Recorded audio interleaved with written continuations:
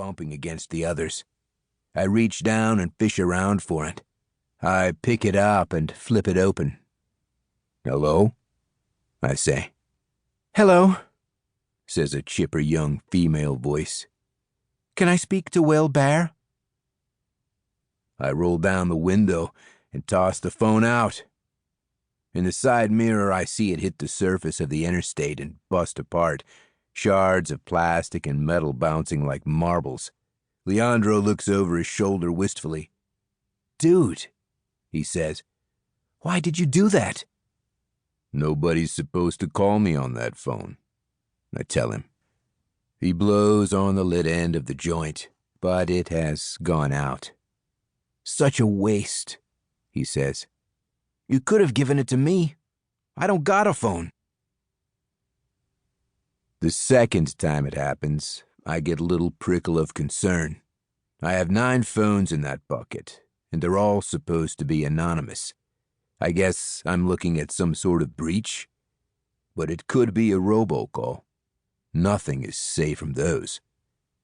I dip my hand in the bucket and root around for the little vibrating rattlesnake egg, and I snatch it up. "Hello," I say, and dang if it isn't the same young female voice. "Hi," she says, talking fast. "Mr. Baird, you don't know me, but don't hang up. I have important information for you." Which is super alarming. I toss the phone out the window again, and Leandro looks at me sidelong. "Problems, boss?" he says. The third time it happens, we're pulled over by the side of the road. Visibility has gone to hell. The sleet flakes are blowing in a horizontal stream like video static, and then a phone at the top of the bucket starts trembling and jostling. Leandro doesn't look. He's mesmerized by the storm outside, by the freshly rolled joint he's sipping at. For a while, I think I'm just going to wait it out. The phones aren't set up for voicemail, so I can just leave it ringing and ringing and ringing. 3 minutes, 5 minutes, 10 minutes. Let the dang thing hum for an hour. I don't care. But then another of the burner phones starts to buzz, and then another, and then all 8 of them. Bill Bear, Bear Williams, Barry Billingsley, Wilder Barr, Blair Willingham, Liam Barr, even Willie Bear Jr. The names and identities that make up the Barely Blur, all of them zuzzing and trembling and shuffling around in the bucket like cicadas on their backs, and I seize one furiously. "Who is this?" I say. Best practices. Later, Leandro and me and the dog are in the camper. It's a custom-built motorhome that I acquired a few years back, and I must say that it's a solid vessel. I've named it the way ships are named. The Guiding Star, I call her.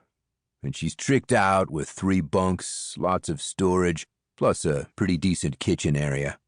Outside, the storm is howling, but inside the Guiding Star, we're warm and snug. Leandro is sitting at the little dining table booth, itching at the cuffs around his ankles as I bring a couple of bowls of macaroni and cheese. I hand one to him and put the other on the floor for Flip. "Nice," Leandro says. "I get to eat the same food as a dog."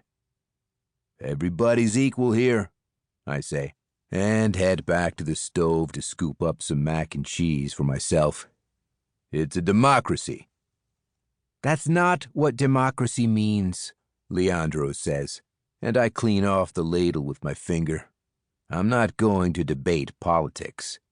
"Right on," I say. I sit down across from him and dig in, but he just sits there, holding his spoon, eyeing me critically. "What's with the braids, Pippi Longstocking?" And I don't say anything. I just give him a tolerant look. I have rocked long braids since a teenager, and I am immune to rude comments. I'm a biggish man, 6'2", broad-shouldered, bearded, and pale-skinned,